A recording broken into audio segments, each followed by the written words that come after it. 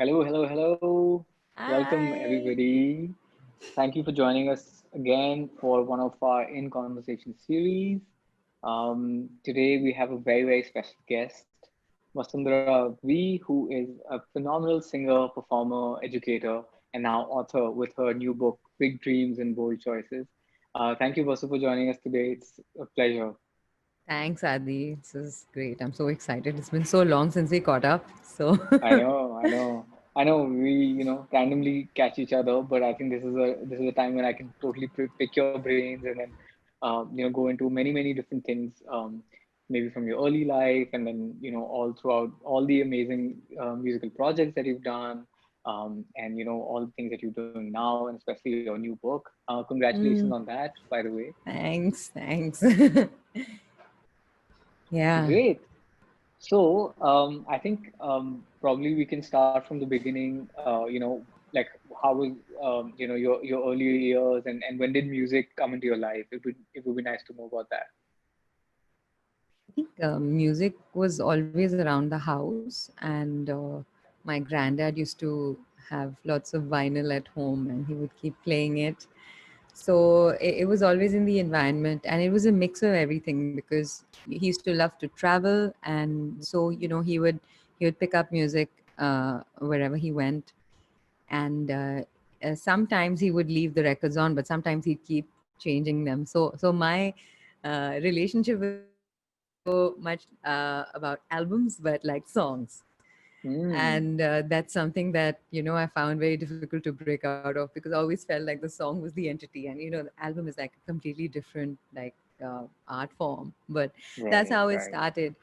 And um, and I think one day I was just humming to myself in the afternoon. Everybody was sleeping, and I used to generally be like this. I used to chill on my own. I was the only child. I knew how to entertain myself. So I was singing one day, and my grandmother happened to wake up, and she heard me, and she thought that I should get training. So she called someone to come home, and my nanny was a teacher in modern school, Barakhamba Road. Okay. Also, And you grew so, up in Delhi. You grew up in Delhi. yeah. Yeah. Yeah, I grew up in Delhi. And so Nani was a teacher there. And so she called the music teacher of modern school to, Mm, just get me into the habit of singing. And I love that a lot, because he just said, I want her to fall in love with music. I want her to enjoy mm. music rather than teaching her, all the rules of the ragas and all these other things. So he would ensure that I'd play with it. I just pick up songs and sing with him. So just they created a habit of singing. Wow. So when you And mean with sorry, when you mean with Raga, so he was a Hindustani teacher, or yeah, yeah? yeah, Okay, he was. And very then there nice. was another very short stint with Meeta Didi, with Meeta Pandit, later on, when I was, I think, in class Okay. 8. For a very short time, I had the opportunity of learning from her. But otherwise, it was all DIY. It was all the school choir. So Hmm. I started those early lessons when I was, I think, almost 3 years old, less than 3 years old. Three. Okay, wow. And the harmonium was too big, so I would not be able to reach the other side. That's cute. And that's how it began. After that, school happened when I was 4, and so the choir was always a heavy influence, and music also became like a central social thing, because you develop Hmm. such close relationships in the choir. Definitely, So definitely. then through school that happened, and that was the start, actually. Which school were you in? I was in DPS Arkipuram. Nice, nice. Didn't I visit the school with you once? I think we did once, for some workshop or something, or was it Mathura Road? I think I don't remember now. It was one of the DPSs. Yeah, Yeah, I definitely. don't think it was Arkipuram though. Hmm. Hazy.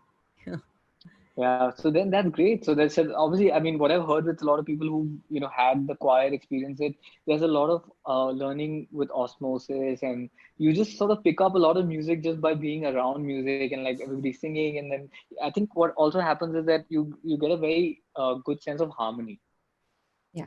You get an you know. instinct, even Yeah. though, like, for us, they never taught what was being sung or the name of the Exactly. thing, but we just had Yeah. like a, in fact, I must share this story. By the time I was in class 8, and so our school was divided into separate schools. There was junior school, which was DPS East Hmm. Kailash, and then RK Puram was senior school, which we Okay. went to from class 6 onwards. So it was a different place, and our teacher was obviously different. And so by the time I was in class 8, Mr. Brown, who was my teacher that time, he would just give me a song and he'd say, "So by the end of this week, I want you to come back Hmm. singing a harmony parallel to the melody through the song. Whatever you hear, whatever you think fits, just prep that and come back."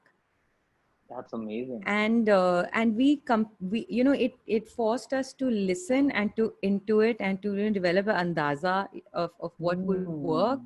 And he did this with all my choir mates, and there was a time where, you know, then he wouldn't even have to teach us parts because we would kind of get what it sounds like, or like the vibe of a tenor part, or even the register, how to Hmm. allocate parts to each other. So by the end of it, we were actually pretty much doing it on our own with zero knowledge of theory or anything. And Hmm. the other fun thing that choir does is, because it's such an intuitive way of learning, you don't only learn pitches. And like we were like a very DIY choir, we didn't even consult too much notation, except in Mr. Pulinkala's choir, which was the one I was part of outside school.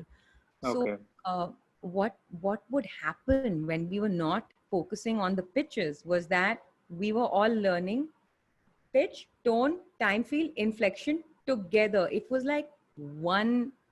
That was the melody. The melody was no longer or not ever only about the pitches and the pitch values. It was Right. everything, and that was, I think, very rich for us, which I only Hmm. understand in retrospect.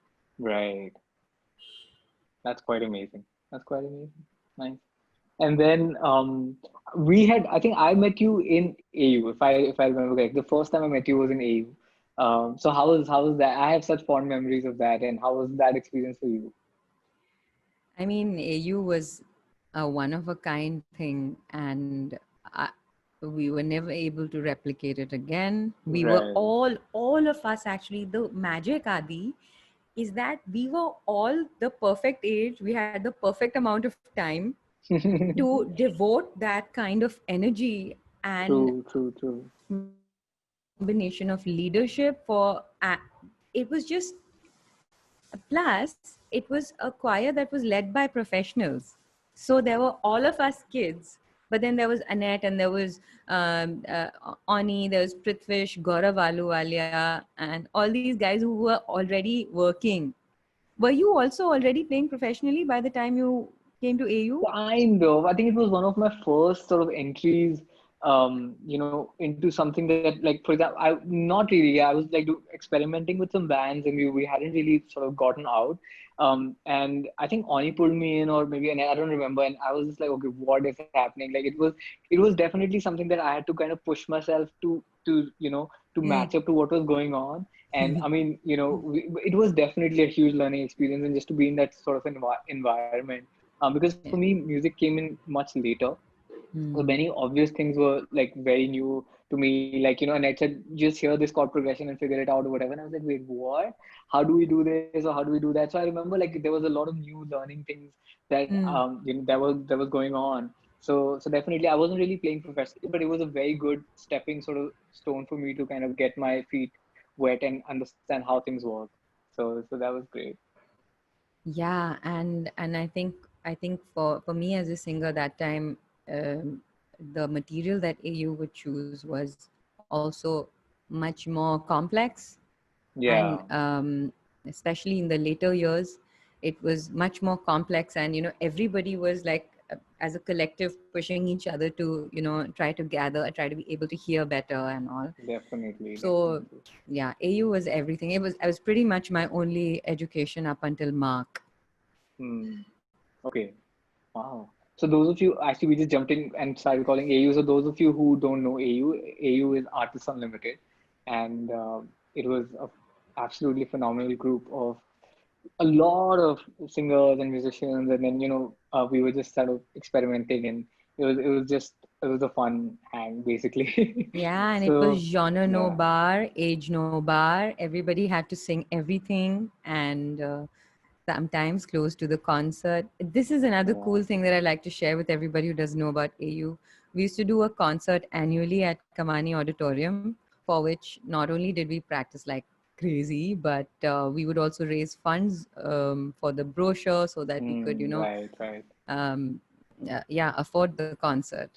And it was a great experience in even seeing how things are organized, and at that young age that's like really fun to do. yeah. You get to know the DIY sort of how it works and everything.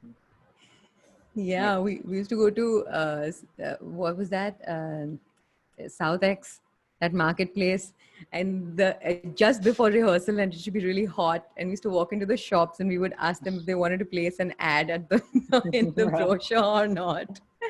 And yeah, it was wild. And after that, then we would have like long rehearsals. Yeah, it was. Right, I remember.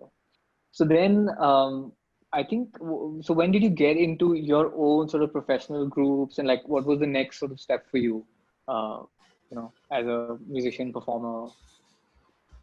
uh, it started out in the studios for me. Right, right, After right. choir, then I think through word of mouth, there was some studio owners who, in fact, the first person who actually got me to do a recording was Chintu. Oh, okay. Yeah, and AU had played at Venki at Sri Venkateshwara College, and Chintu happened to be in the crowd. And then the next day, he, I don't know, it was some massive synchronicity that he saw me the next day somewhere, and he walked up to me and he said, "Hey, I heard you sing yesterday. I have a studio and I have a school project to record. It's an anthem for a school, and Wow. would you be interested?" So I was like, "Who's this guy? I don't know, maybe," and all. And but I did it, and I did a Wow. background check. I asked friends and all, and they said, "Yeah, yeah, we've heard of him, and you must do it." So that was my first. And after that, I started doing more jingles, and then I got my first job at job meaning contract job with MIDI Tech, and I was a character voice dubbing artist for 2 seasons. Wow. So I was doing Sesame Street, and my job used to be to dub all the original characters in Hindi. And Okay. then when they made Gully Gully Sim Sim, which was like the Indian version, then I was to dub all the Hindi stuff back into English synchronized voices, because in the south of India they don't understand Hindi, so they wanted to have an English version as well. So that was my first professional kind of engagement, and long hours, 8 hours of recording in every voice but your own, and Hmm. trying to and because studio time is clocked, so you need to. Right. And so yeah, that was how I started out. And then through AU, when Abhishek Mangla was playing bass, he referred me to Adil, and that's how the first steady band happened for the next 5 years. Hmm. Wow. Oh, yeah. Yeah. That was great. So then, um, so you guys did one, like a couple of albums, right? Or We did an EP and an album. an EP and an album. Nice, Yeah. nice. Yeah, that was great. And I think I had also uh, played with you guys once or twice. So it's fun. It was a fun project, definitely. Yeah, nice. And then when was your move to Mumbai? When you moved, you've been there for a while now, right? Yeah, this is my 4th year here. So how did that happen? Like, what took you away from Delhi? Yeah, it's a mix of many factors. So I was in Adil and Vasundhara for about 5, almost 6 years, and after that, whatever, our directions changed musically, and also we had to go on our own ways.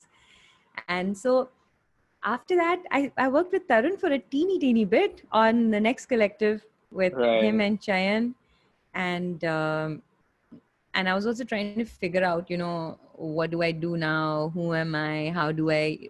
Am I starting again? What's going on? right, right, And right. so so for a short while, for the next few years, I focused solely on doing corporate gigs and trying to uh, manage myself, and just learning Hmm. how to stay afloat, working with clients, talking to different people in the infrastructure in the music circuit. So that's what I was doing for a few years. And during the recording of Ampersand, which was guys, that was the album that Adil and I Right. recorded, and we came to Bombay to record the album, and we did it at Yashraj Films. And their engineer, Shantanu Hudlikar, was kind of sort of almost like producer with us, and he adopted us. And he we have some like phenomenal people who featured on the album. So Right. Definitely. that's how I got to meet Uncle Louis for the first time. I didn't know him, Hmm. and the first time I met him, he was coming to track on the album. Oh wow. Amazing. So through that process, I met Uncle Louis, I met Loy, I met Sanjay, and uh, Ranjit Barot, and it was it was quite surreal and scary to meet them. But a few years down the line, I also got the opportunity to work for them, and that time had set a precedent, and it had really helped connect us. So apart from the album being made, I mean, I'm really grateful that those relationships were formed during that Right. process. So that's Right. how I managed to move to Bombay. And I wanted to set work up here before moving, because otherwise it's crazy. Yeah. So Definitely. so I would do gigs every now and then with Kareem. There was a while where I was playing with Kareem a lot, and a lot Right. of those gigs would be in Bombay with Joel Varis, You had to etc. do like you were doing a lot of duo gigs and right? Some duo gigs. Mostly we'd get a band together. It's always Band. more Okay. fun. Okay. Nice. So that's how the move to Bombay happened. And in the meanwhile, also remotely, Merkaba was formed. Right. And Merkaba was formed, and I would fly down and hang with Sanjay, finish the songs. I'd write a set of lyrics, then we'd come, we'd sit for the arrangements and stuff, then I'd go back. So there was a lot happening here. So I thought I should move. Nice. So tell us, yeah, so I think that brings us to Merkaba because that's sort of one of your main projects right now, if not, the main. Like, like how was it formed? Who are the members? Because, I've heard some music and it sounds fantastic. You have like great set of musicians on there. So it would be nice to, for everybody to know more about it. How was it formed? And then, how has it been over the years? You said that you've had a lot of music already, ready to go, but you've just released it. So it would be nice to Yeah. know more about, the project in general. Yeah, so during that time when I was coming to Bombay to gig, mostly with Kareem, uh, they had for very few weeks started doing these jam sessions at the True School of Music. Okay. And Pavan was there, Pavan Benjamin. Do you know him? Yeah, the horn player, right? Yeah, I played with him. What phenomenal player, definitely great musician, and what a nice guy also. he's just, oh my God, he's so Yeah. great. So he was teaching there, and there were like a few sessions that happened where they'd invite all the musicians to come. Mm. So one of those days I happened to be there, and Sanjay also happened to be there. And Mm. towards the end of the jam, and I think they called Summertime or something, I don't remember. And uh, yeah, so we were singing that, and then I just shuffled off stage, because I'm always like very intimidated in front of people like Sanjay. So the jam got over, and then Sanjay comes just before leaving, and he says, "Bro, I want to make a band. I miss playing like contemporary music, and I miss writing that, because that time Sanjay was, um, he had finished a lot of that album with his other project. Sanjay Dvecha and Secret, which is a lot of Yeah. fusion stuff. So Yes. he said, "Bro, I missed this, and do you want to do you want to form this band together?" And I was like, "Yes, yes, please, yes." So that's how it started. And Gino and Sanjay had been thinking of this, so he's like, "Okay, I'm going to talk to Gino." And Sheldon's there on bass, and initially it was Karan Joseph on keys, and now we have Rohan Rajadhyaksh on keys. Wow. Quintet, basically. So yeah, yeah. And Rohan sings, my God, he sings like a dream. He's just, he's So he's such a singing beauty. also on like with you guys, Yeah, we or haven't he's playing tracked a most. two-voice song yet, but we're really, really thinking of writing one. He mostly has keyboard and backing vocal duties right now, but I'm too greedy. Like I can't. Yeah, I want more of his That's voice in amazing. there. That's awesome. Yeah, great, great. So yeah, everybody, please check out Merkaba. Maybe you wanna send them a link, or yeah, maybe we can just let me see if I can find a Spotify link. Uh, Yeah, Adi, you're better at all these tech things. no, it's just let me just, or I'll just hmm. Yeah, I'll just find one and send it to everybody. Um, so great. So that's a fantastic band, and just like all these musicians, they're just like phenomenal. So I hope we get to hear a lot more music coming from you guys. That's going to be fun. And obviously Sanjay, like for me, he's one of my favorite guitar players, and he's such a tasteful player. Yeah. So I'm glad you're working with him. And what a human being. So amazing. I'm glad you're getting to work with him closely.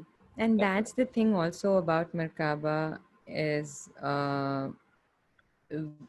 we named the band also for that reason is we do believe that it's not only performance that happens on stage, and there Right. is a certain amount of connection with music as an entity or as a living force or whatever. And we all believe in that. We all have and we all are kind of united in that very specific way of relating to music. So the band became about that, about just feeling that connection to music and allowing anything that comes through to come through. Right. And yeah, so that's What that's does it mean? What was the who named it? Did you named it? I'm guessing. Sanjay and I both named it. Okay. Uh, well, so there's so many meanings for it, and one means body and body, mind, and spirit. Marka and Ba are the three components of the word. Some some meanings are that it's a vehicle to access other dimensions, which we all Wow. commonly do when we are in music, when we are singing or playing something. And so for me, it's that connection with music. It's the state of flow. It's the state of feeling emotionally just absolutely enmeshed with the sound. Right. And that becomes a vehicle for not just me, but for between me and whoever I'm singing to at that moment. That's amazing. That's amazing. By the way, everybody, if you have any questions for Vasu, please type them in the Q&A little box that we have over here. We have a couple of questions that have come in on Instagram, so we're gonna answer them in a bit. But then, if you have any questions over here, please feel free. We have Vasu here, so you can totally pick her brains. All right. Now, how about, yeah, so I mean, obviously Merkaba is one of your main projects, but what about the other collaborations? What, like, even in the past or anything new that's coming up, some, collaborations that you are quite excited about? Maybe you want to share that. Yeah, I do. I've also been working with Dhruv Ghanekar. He's Again, he was somebody I used to idolize, absolutely idolize, and we've written a single together. So hopefully next month I finish the video for it, and then it should Nice. be out again. And that's more in the uh, pop soul kind of vein. It's very Nice. different from Merkaba, and Dhruv is such a beast with the production and the songwriting. So I'm mostly on board as a lyric writer and singer, and so it's a collab thing rather than Mm. through producing for me. It's like it's both of us, and I love that. I'm most comfortable in that because That's otherwise, fun to do also, yeah. yeah. And I'm not very good at the other stuff. I think the only thing I know is voice, so I like to stay in that realm. Nice, nice, nice. That's amazing. That's amazing. Now, one of the main things I wanted to ask you is about your work as an educator, Hmm. because we have so many musicians who've primarily, obviously, vocalists who've come and learned from you, who worked with you, because you have a very holistic approach um, with anatomy and understanding, the way the voice works. Maybe actually, it'd be nice to kind of know, like you mentioned, Mark. So you mean Mark Baxter? Yes, Yeah. Mark Oh, Baxter. great. Amazing. So yeah, so it would be nice that to understand, obviously you've had all these early years of kind of working with the choir. What motivated you to go to a teacher and work on your voice, and what was sort of like when did that happen, and what was like, okay, now I need to kind of look for some direction and some guidance. Mm. Yeah. So like why did that happen for you? It was desperation. I had lost my voice in Wow. 2012. So, along with Adil and Vasundhara, we also had another band called Tightrope, and that was with Milind Deora, who Yeah, is I think. also a guitar player and extremely soulful guitar player. So, I was in that band. And now I had a particular idea about how the blues should be sung. And so, during our Mm, gigs, I'd be giving it my all and all that. And one of the gigs that we had went on, instead of 90 minutes, it went on for 3 hours. And 3 hours. Wow. yeah, and it was a blues gig out and out. And everybody was cranked, electric guitars, drums going for it, everything. And at the end of the gig, my voice was there, but the next day it wasn't. Mm. I just couldn't speak, and I was in a massive amount of pain. And from there on, it was like this decline. My voice didn't come back, and I Wow. keep going to the ENT, and they keep giving me steroids, in order to heal the inflammation. But again, I do a gig, and again it was bad, and just got worse and worse and worse Oh. till I couldn't sing or talk properly. And then I started saying, okay, I think I need to train. So I went to different teachers around our country, and Mm. I'd sing for them, and they say, hey, you're doing everything okay, you're fine. And I'd be like, no, but no, I am sure Mm. it's something I am doing that's affecting my voice. So this is a creepy thing that happens to me, but sometimes some windows would just open, or some search thing would come. And one of those days I was just googling about vocal nodules, and I found Mark's video on vocal therapy. And that time he didn't have his YouTube channel, he just had this one video. Oh. Wow. And my gut said, this is the person I want to learn from. And I wrote him an email, and I said, please save my life, I don't know what to do, I don't know who I'm going to be if I'm not singing. and Man. uh, and he was kind enough to take me on. And so, Adi, that's the reason why I ever got into training other people, because Mark turned my voice around in 3 weeks. 3 weeks. That's Yeah. commendable. And after 2 years of taking medication to sing, in 3 weeks, if your voice is working on its own, it's nothing short of a miracle. Mm. And then the voice that I got back, it's not like I got back my old voice, but I got a voice that had 2.5 years of practice, and that had a lot more ease and a lot more flexibility. I could do whatever I want to. I also could sing any genre I wanted to, um, which was not true for me before. So I was like, what does all this mean? And so I kept studying with Exactly. Mark, and Mm. his method is, it's beyond. It's really, I don't think there's anybody who compares to him. And I have and after seeking his blessings, I've started passing it on. And of course, the way he teaches, the way I teach, is a little different, because uh, because the way we communicate the same concept is different, and it must be because every voice and every body is very different. So but yeah, but in essence it's just his wisdom that I want everyone to have, because the voice is a beast of an instrument and we are all just Right. using a very little bit of it.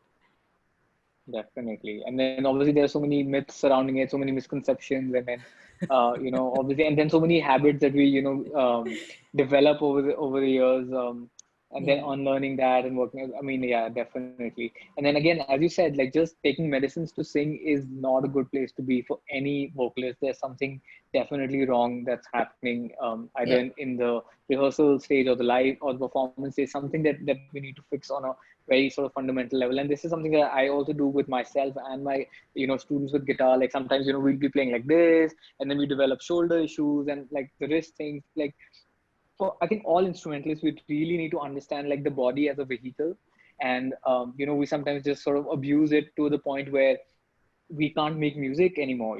So it's really very, very important to kind of give it the kind of due respect that it needs, and then use it in the right way. So I'm glad you were able to kind of explore that, and you took it to that point where now you're training so many people.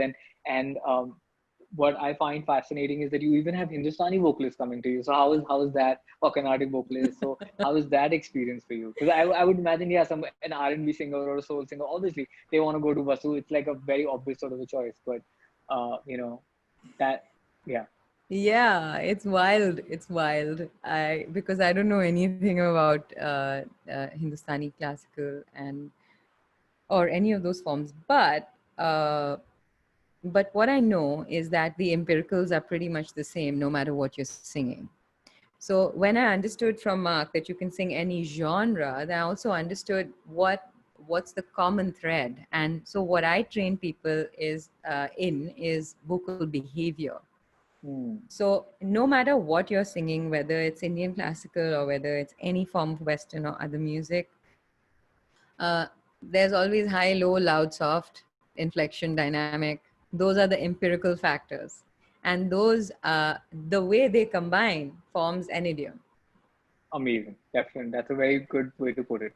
So that's what I train people in. I train them in how to optimize their body to achieve certain empiricals, so that and so it has a positive effect no matter what the idiom is.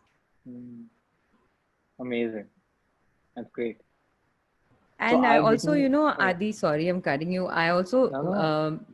I also noticed that there are so many things in the old wisdom that are absolutely in sync with what Mark teaches. Wow. So You just to be clear, old wisdom, you mean like from India or somewhere else, or? yeah, older traditions and like the ancient type older traditions before Belcanto and stuff. And so Right. also drawing from Indian classical, because the teeny set of lessons that I had in Indian classical when I was a child, I was told two things clearly. Um, to also be able to sing in the ah form, and also to stay in a state of prayer. Now, Hmm. when after so many years, we've developed enough science and enough research and stuff, we understand that the prayer state is the most allowing, because you don't care how you sound. And what happens is it literally rewires or changes the signal that's going to the larynx, and it resets it in a way that automates the body instantly. Wow. So they had condensed everything in these two things, into these two exercises, one mental, one physical, which is being able to maintain the ah. But of course now there are many, a lot has developed around it now. So my whole job is to get people to, I mean, back to nature in terms of back, and what you said also about technique, about guitar players using too much of a shoulder or whatever. We need to respect that our body is an equal participant in Yeah. music. It's not a slave to our wishes and "Ki aise karo, aise karna padega." It's an equal participant, and it is much more intelligent than we are. Yeah, to an extent. And what I've once noticed in class is, sometimes guitar players would come in and sit in my vocal lab and stuff, and they'd want to know because they would be interested in singing backing vocals. And one day we were talking about how intention is immediately translated into your body. So we decided to pick the guitar player in the class, and he was playing an acoustic guitar. Pick And the guitar player, pick on the guitar player. yeah, that too. But it was so sweet, and he was such a sport.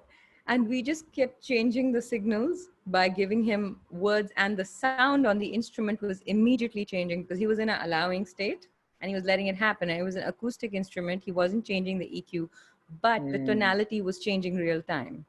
So it's not just something for vocalists, but for everybody to know that the body is always an equal participant in music. true, true. Wow, that's great. Amazing. Now that brings us to the idea of your book. I mean, you've written a book, and like we don't have many books. Maybe there are one or two, but like I think from an indie musician's or an independent musician's point of view, I don't think there's any book that I know of from India Mm, specifically. mm. So great job, number one.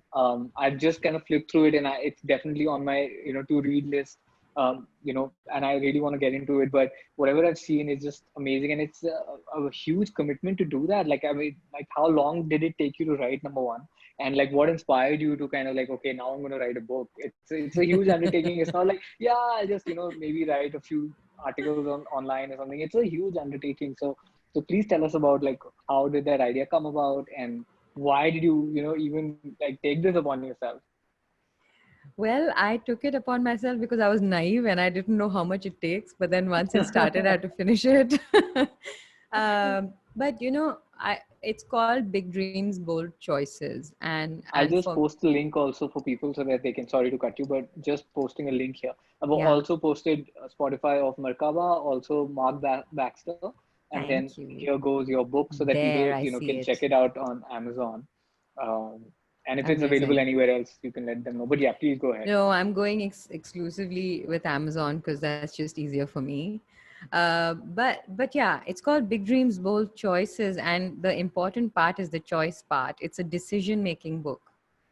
And Mm, you know when I over the last 15 years of singing professionally, and then having spent time in music before that since a child, I've just constantly been like looking at, okay, how do things convert for people? How does this work? Why do some great people find themselves with no work? Why do what's the whole deal? There's got to be some sense to all of this. It can't be chaos, especially if mm, it's an industry. It can't be utter chaos. right. So I noticed certain trends in how things are converting for people, and one of the very important things was the timing of what we do. Mm, So one of the central ideas in the book is that, do you know what the ideal time to debut your career is? Because I noticed that, and repeatedly noticed that people who started at the right time, when they were at the correct level of skill, level of clarity of product, that's when the career had this kind of a graph rather than the loop kind of mm, a feeling where you're constantly just doing the same stuff for years and years and years and end. And of course, there are so many things around that. Also, that's the professional aspect. When to time things, how to do it, how to get it reviewed, how to grow, how to develop a product. But equally meaningful is how to tap into your authenticity and how to get clear on what you want to do in the world, because that's going to inform every decision. That's going to inform every gig you book, and what you do in each of the gigs you book, and who you want to reach. Once you know what you're giving, then you can get clear on who wants that and who needs that. And so mm, the profession and the passion can both be nourished. It Otherwise, sometimes either the professional aspect suffers or the passion aspect suffers, and I don't believe that that's required. I believe that both can coexist in a really good way. And and when that happens, then you constantly have energy to keep moving forward rather uh, than losing steam. And I lost steam. I became bitter. I've made mistakes. So I've put all of that in the book as well, so that,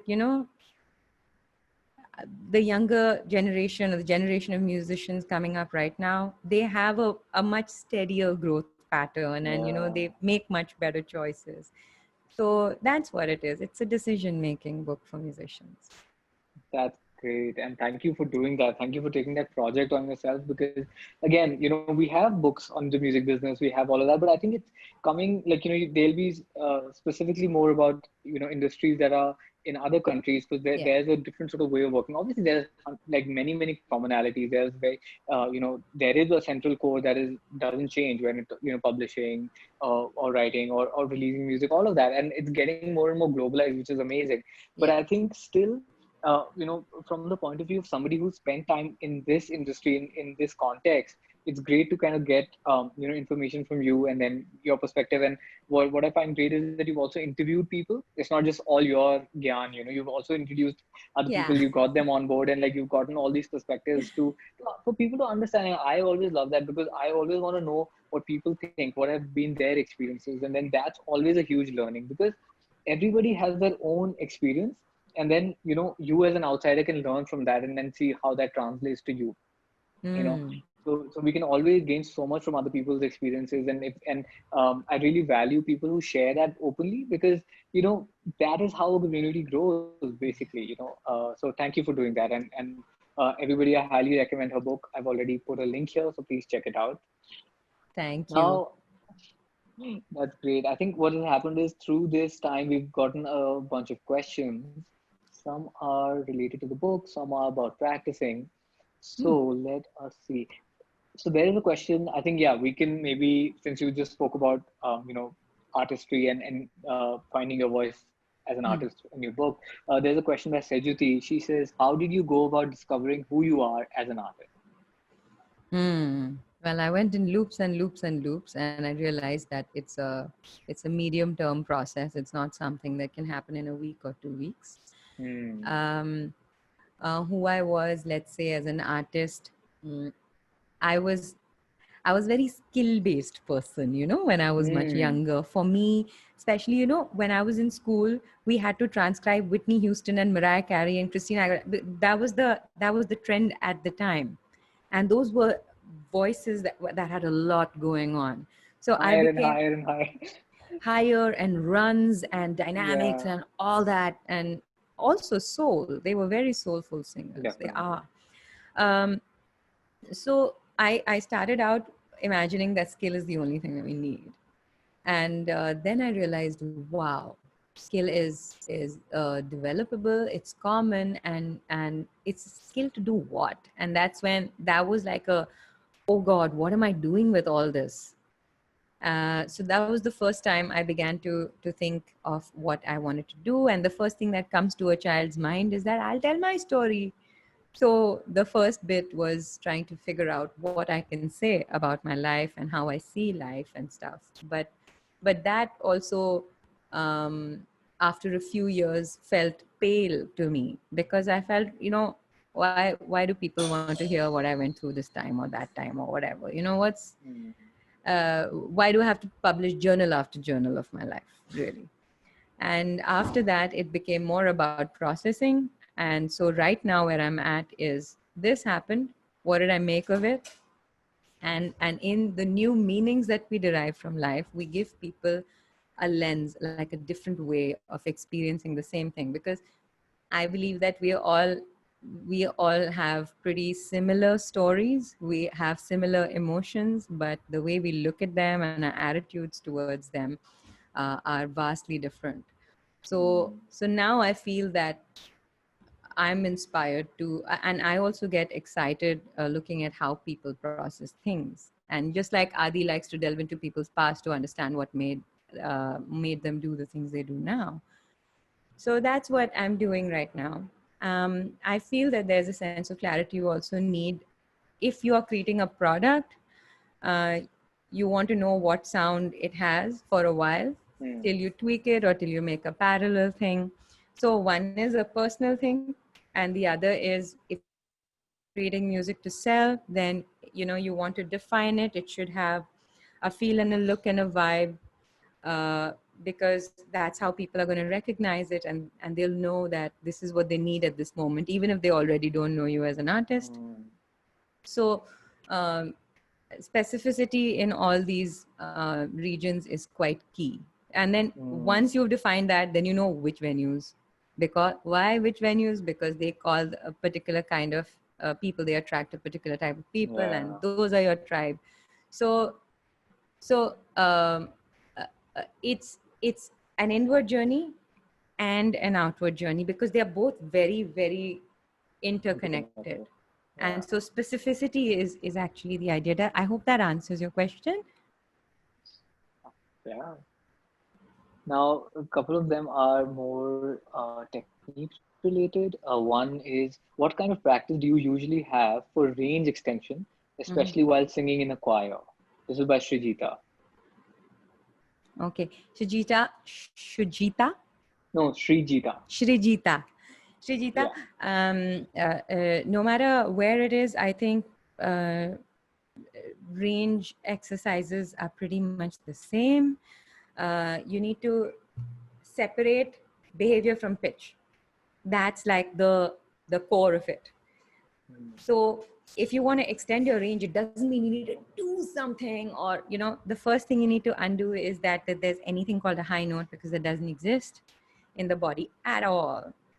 So if you want to go from to you want to think of them as quite equivalent. You don't want to treat them differently. And you'll notice within a week, your range is much, much better because your behaviors are much more coordinated.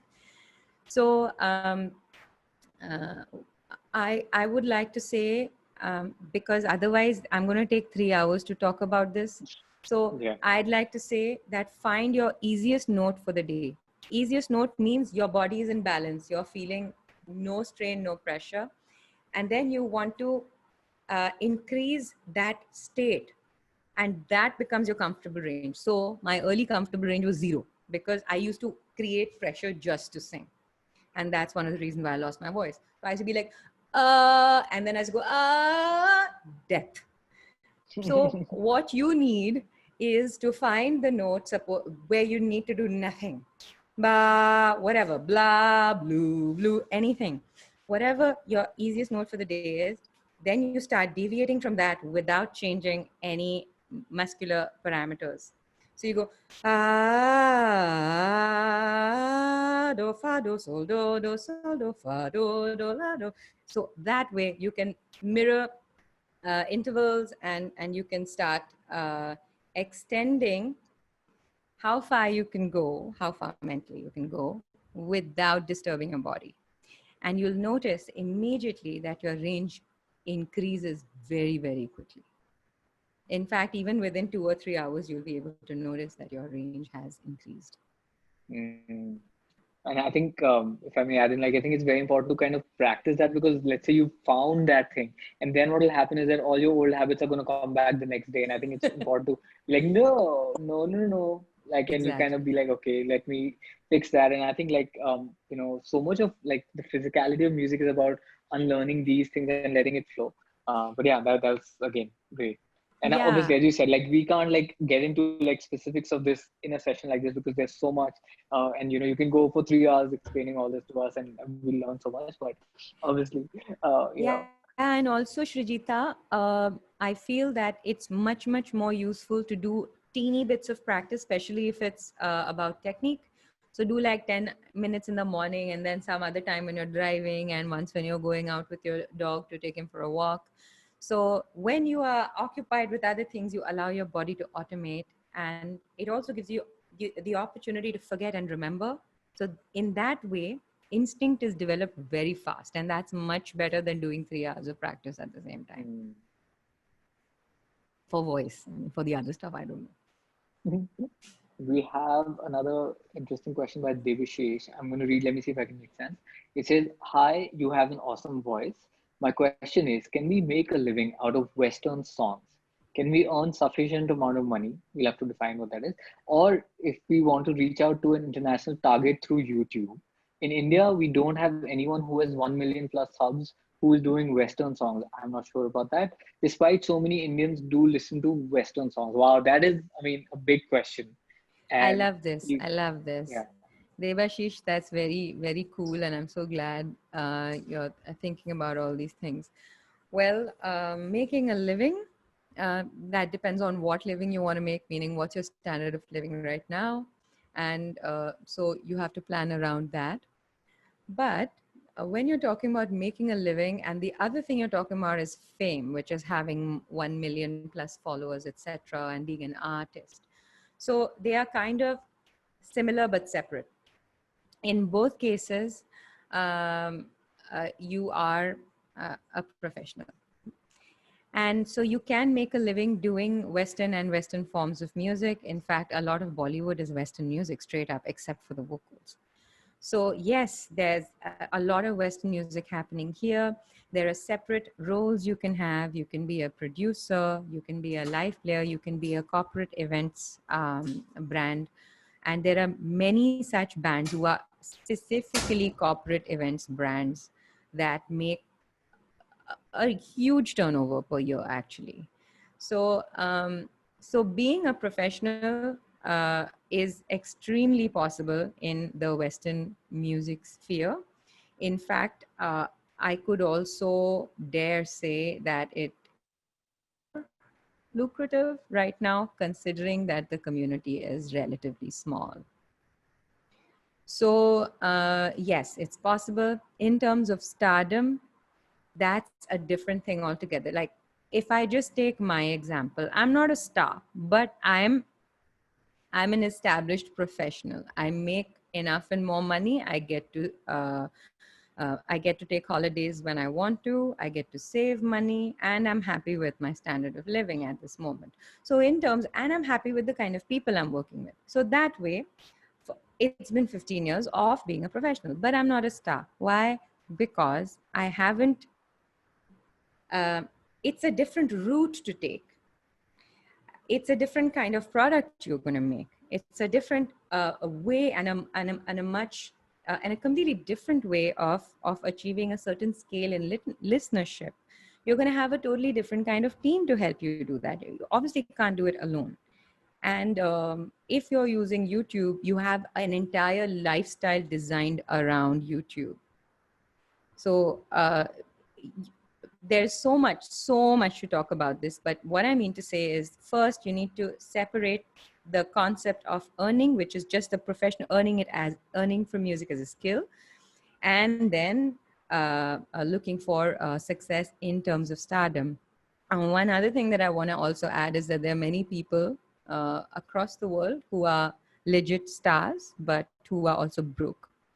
And there's lots of, you'll see what they get into with record label people who are actually supposed to market their music. And this whole hairy debate starts about rights and about this and that. Mm. So they are two extremely different paths, and you may go from one to the other, which is the formula that I suggest. Because I think if 10 years back I started trying to be an artist that would look at mass scale sort of popularity, then it might not have been the right time for me. But I think in terms of clarity, I find myself at a better place now in order to make that attempt if I want. Many people don't. So the last question for you, Debashish, is what kind of life do you want to live? Do you want fame just because you want people clapping for you? Or because that's actually like appreciation and love are a central factor in why people want to pursue fame rather than pursue the arts. You understand? Mm. Uh, so you need to think about your life backwards. What's my absolutely perfect day? And then you want to see, how does music fit into this? And that's when you'll find a combination that wins for you, because you don't want to end up in a situation where you said, hey, I didn't sign up for this. Mm. So to answer your question, yes, there's a lot of money to be made in music. And this is not for promo, but it's just that, I've tried to write it in as clear and as concise a way in the book. Plus there's people like Dhruv Ghanekar and Tejasvi Rao and Nikhil D'Souza. Nikhil D'Souza's interview is very good because he He has a career in Bollywood and as an Mm, independent artist, and he was signed on with Warner as well. So he has this insight into how record labels work. There's Anindya Banerjee from Saregama who talks about how record labels think. So mm. there's a whole bunch of this, which I can't cover right now, but you should look at, because it'll help you understand what you can do and where you fit best. Yeah. Wow. That's a lot to think in that, because sometimes, like, what are we chasing? Like, are we looking at that, the number of subscribers? Is that our benchmark? Or what are these kind of sort of evaluators that we set for ourselves? So it's like, okay, when I have X amount of money, that's when I'm famous or successful, or when I have these many fans. And then sometimes what happens is these become like these hollow things that we chase. And I'm not saying that these are not important. If they are important, then go for it. But sometimes we need to really see what value all of these things have for ourselves, and why are we doing things that we do. So again, a lot of things to think about. Yeah, Were and you going to say Adi, something? Yeah. yeah, it's not only about the value that it's bringing to us, but it's actually driven by the value it's bringing to others. Yeah. Because why should a million people sit and watch you? Tell me, if you haven't distilled what you are giving them. It's Yeah, I not mean, just about, sorry. no, I was just going to say there's a lot of very, very random stuff that you have, like, a lot of following, but like you could do some Yeah, complete, but I guess that's adding comic value or something completely. yeah, that's also a role. Like when I'm bored, I also Yeah. go through cat videos and like all sorts of stuff. And I sometimes I watch a video just to laugh at it. So Exactly. So which time of, and that's the other question, which time of day or which time of life do you want people to be listening to your music? That's yeah, I another mean, thing. Yeah. that's what I meant. Like, in the sense that, do you just want to be famous? So then it doesn't matter whether you're putting out cat videos or you're doing, like jumping jacks somewhere random, or you're actually using your art to kind of do that. And like sometimes it can become very difficult. So, anyways, this is like a rabbit hole which we can't get into right now, because we have a couple of more questions.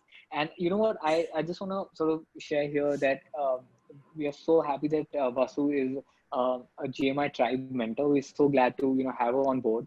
And what we plan to do with her is, I think we'll go with two main things that I think like a lot of people have been asking and requesting is, one, obviously the vocal route, because they so much about all this sort of anatomy, and then just studying in like the mechanics of the voice, which is beyond styles. And I think all vocalists will definitely benefit from that. So we create some maybe programs or a workshop or something we'll do in this realm. So please write to us if you want us to create something with Vasu, especially on that. We'll do that. The second thing we want to work on is, like, she's created some amazing sort of workbook kind of things, especially for artists to think about these questions, to really delve into it. And sometimes when you actually, what happens is when you're thinking about this, you feel lost. You're like, okay, how do I make sense out of it? And I think with the kind of examples you were showing me, Vasu, earlier, like she's created these lists and these sort of questionnaires. So she's gonna help us go through these and break them down. And sometimes what happens is that a lot of things about yourself get revealed. When we do this, so we'll create another kind of a maybe a short course, or like maybe like a 3 or 4 hour thing on one day, where we can kind of power into this kind of a thing. So those are the two things that we're planning. So please write to us and share if you would be interested. So we'll then kind of follow up, maybe in a month or two with those things. Yeah. Sounds good. Wow. We've already, like, the hour is up, and people are still sending questions. So let me see if I can. Are you cool to take one or two more, Vasu? How are Yeah, you feeling? absolutely. Absolutely.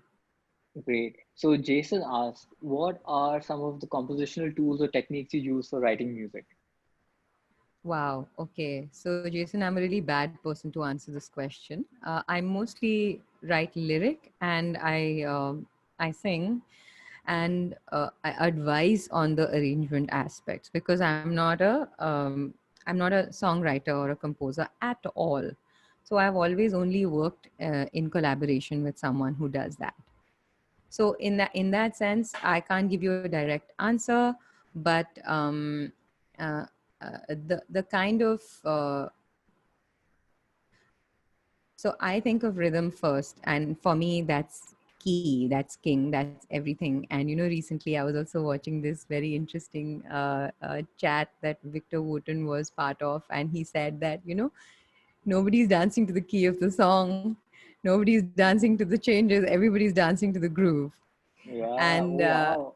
Victor Wooten is he's like he thinks on some other level. He's amazing. and it was super validating, because I've personally been most attached to rhythm and time feel, and Mm, that's like very very important. And so in terms of how I feel, I think that's the primary decision maker. Is it making my body get into a mm, trancy happy feeling? And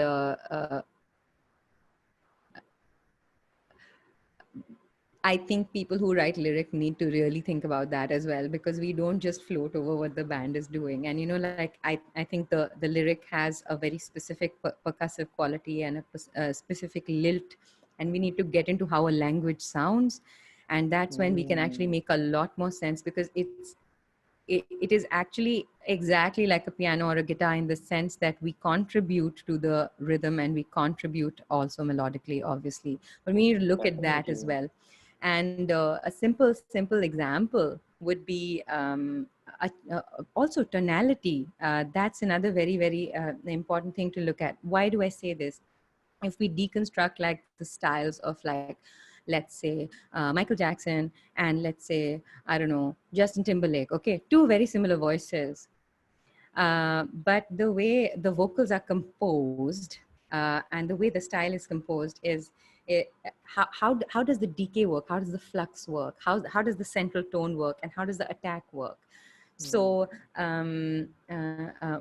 say somebody like Michael Jackson would do it's a tighter attack, and it's a specific kind of, you don't have to, or Prince, you don't have to be beautiful, same thing. Justin Timberlake might sing a little slightly, you don't have to be beautiful, right? And it changes the pocket, it changes the lilt, it changes mm. how Definitely. the second one little more body, the first one a little less. And then the third way to deliver it would be, you don't have to be beautiful, which is which is kind of, it's A little removing more rounded. specificity, where it's more like, hey, I'm a singer, but it kind of removes the specificity. And if you wanna play it like that, that's fine too. So I feel that as people who are composing music, it's going to be very very valuable to see you look at the vocal and the lyric as a percussive element in the music. Element, yeah. That's a very important point. Actually, sometimes we lose that, and I think what happens is the people who are, as you said, if you're just writing the lyrics, you're not thinking about the rhythm of the melody, Yeah.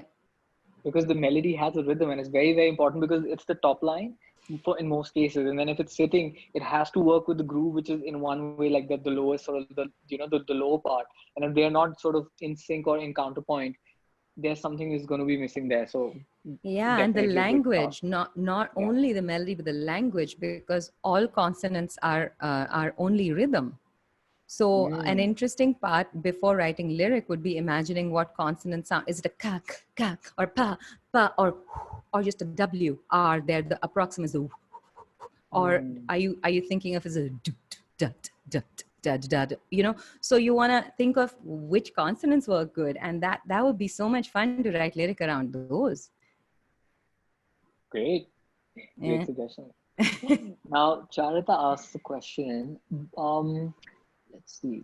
She sent in a bunch of them. Oh, this is a good one. Is it important for vocalists to learn an instrument apart from this instrument? Yeah, well, I'm guilty in this realm. I haven't learned an instrument, but yes, I think it's a good thing to learn an instrument, simply to understand what the other guys are doing in the band. But from the perspective of voice, I feel what I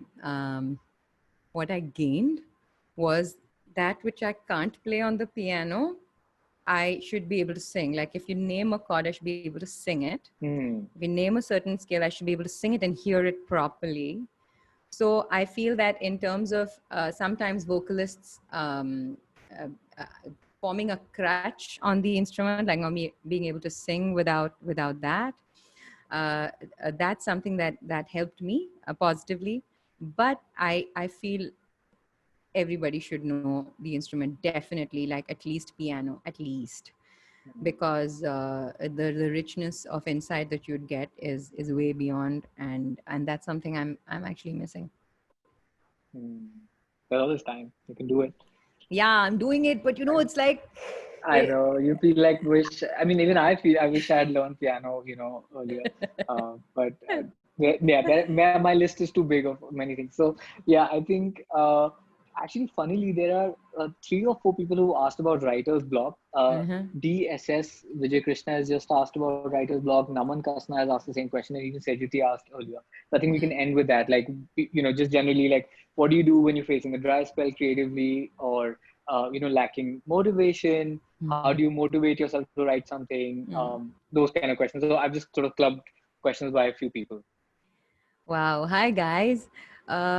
Okay. So,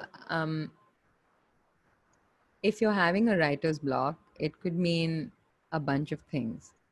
It could either mean that you're bored and Mm, you're getting the same ideas and you're saying, I'm blocked because you're just getting the mm, same ideas and you're like, I have nothing new. So you want to figure out whether it's that, whether your ideas are not fresh and you're calling it a writer's block, or if you're emotionally spent and you're like you're drained and you're in a negative spiral. Because at that point, I mean, it's the opposite of creativity. In fact, what I want to say is that whenever we are in a negative spiral, which I often find myself in, uh, it only becomes like that because it's conclusion driven, and you've already assumed that life is crap and music is not going to go anywhere and what am I doing and all that. So it's conclusion driven. But when you're in a positive spiral, it's positivity driven, and that's when intuition and intellect and imagination can switch on. mm, So if the core of your writer's block is that, what the hell am I doing, who's going to listen to this, why should I do this, and all, you want to see what conclusions you found, and you want to have a chat with them. And that's not easy, but it's possible, and you can do it with somebody you feel absolutely unashamed in front of, so that they can also catch you thinking like that, and you're saying, okay, cool. Because everything, end of the day, is interpretation. Uh, and that's, as a musician, that's your superpower. You interpret for people. And so for you to do it for yourself is a really important life technique as an artist as well, over and above the fact that you'll end up writing much more. The mm, third thing I want to say about this is something that I'm only doing now, but has really helped me, is innovation and imagination and feeling creative. It can be trained. It's not something chaotic, and it's not something that's gonna evoke what it wants to. You can constantly evoke it. And um, was it Somerset Maugham? Who was it? There was one writer who had said that inspiration comes to me at 9 a.m. every day. wow. And and i and that's bang on, because I noticed that when you create an environment, your system registers how it feels in that environment. So if you go to a playground, or if you go to like a typical environment, or a particular park, you're going to feel a very specific way. So you Mm, want to mm, create a work environment for yourself. And if a studio is too much pressure, may it be a table, let it be just some place in your balcony or yeah. whatever. But as soon as your body gets into that environment, uh, you are literally a different person. You are going to, if you've had a terrible day, you sit on that chair at that, and this is that table for me where I do everything. And I can't, and I keep telling people, I can't eat here happily because I'm constantly in work mode, because I'm wired now that this is where I sit when I'm working. So these environments become what I like to call the altar for the self, or the altar for the master you're going to become later in life. So you want to be in a steady environment, and you want to put stuff in it that switches you on. Anything that's positive switches you on towards action. Anything that's shameful, hurtful, and negative switches you off. So you want to put stuff around you, pictures of your mentors, books that you like, movies that you like, whatever. Don't watch them, but just keep them. You want to craft a physical environment which you enter and you just get into the mood to work, and creativity will flow. It's just about getting in there and starting. Mm. So those are the three aspects for. I can't think of anything else for writer's block right now. I hope it helps you. Mm. Yeah, I think that yeah, this is a very common sort of question a lot of people ask and like people think about it and people worry about it also a lot. Oh man, there's nothing happening, writer's block and blah blah blah. So definitely, yeah, and I think different people have their own kind of ways and rituals and things that they do. And definitely, yeah. Yeah, and the other thing is that maybe you could think of your writing process even as editing. Like you don't have to constantly come out with new ideas. Think of how Mm, sometimes when you're not feeling super creative, you're feeling patterns, and you could kind of put old ideas together, and you can start your system up again. yeah. Yeah, the way I think about it is that see when creativity has to flow, it's like you're a channel and then you're getting it from your whatever you want to call it, subconscious or superconscious, whatever. I don't want to get into like very specific terms, but something that is, let's say, your inner voice you're channeling out, right? So if something is not flowing, it just simply means that the channel is not clear. Like it's a very simple thing. We overcomplicate. According to me, I think we overcomplicate this. So it's like a tap. If the tap is not clean, man, the water is not going to flow. Yeah. You can bang it, you can do whatever, and then you just have to find how to clean your. I'm just making it very simple. And once you do that, things are going to flow, and then otherwise things are going to be blocked. It's as simple as that. And then don't like try to overcomplicate. You're like, oh my god, I'm going to force things to come out. You're going to break the tap, and then it's just going to be a gush of like everything, all of it. So anyway, yeah. So that is sort of my thing. So it's just like once you clear your channel, and I think things just flow very naturally. And if things aren't flowing, then just be okay with it, and then just sort of find ways that you can kind of come back to that balance state, and then it'll happen. So what are your So yeah. ways of like clearing yourself creativity to come through? For me, what happens is that I have to be a completely clean vessel, and I know when that is happening. Like, so so it's like my body, my mind, and emotions, three things. If there's unnecessary activity happening anywhere, Mm. it is obviously a block. There is something there. So like I have like mostly it's meditation for me. Mm. Sorry, like I always try not to get into these esoteric things, but there it is. So for me, it's like I just sit down and I try to be in that space, Mm. and the minute like and then I just sort of observe. So the main thing is that I just observe, and like let's say there's a disturbing thought that's kind of coming, like let's say it could be I'm disturbed about or I'm anxious about, a new album that I have to write, and I'm feeling the pressure. So you kind of observe and you're like, okay, what is it? As you said, talk to the problem and try to understand, okay, what is the issue? Why am I so concerned about what is, and you kind of like let it happen and you Mm. kind of work through it, and then Mm. automatically it sort of like finds its way and it finds a resolution within you. Mm. And as I see that, so it's like a lake, like they say that like a clear lake reflects everything that's around it. But if it's a completely dirty lake, then there's no reflection. That whatever's Mm. around it, it won't really shine on that. So I just feel like that is how my sort of inner space is. And then when I'm able to reflect on that, when it's clear, that's how it's gonna happen. So I just do these clearing processes. So with the body, then I'll do some like maybe an exercise, like I'll just go for a run or do yoga or whatever. Again, those Mm. kind of things. So and then emotionally, like obviously emotions are very obvious because when you're emotionally disturbed, it's very visceral. Like, and for me, like if I let a very strong emotion pass through me, I usually fall sick. Like if Mm. let's say I have an anger sort of thing, something makes me angry, the next day I'll be sick, and then Mm. my body processes it in a very sort of real way, and then when it goes through, then I'm okay. So I like for me these things become very like visceral, and then I have Mm. to deal with it. Yeah, so that's sort of my way of going about it. Amazing. That's beautiful, Adi. Wow. Yeah. So anyway, so sorry guys if that was a bit out there, but yeah, I mean coming back, Vasu, that was awesome. It was great talking to you. I didn't even realize when it's like an hour, 15 minutes gone by.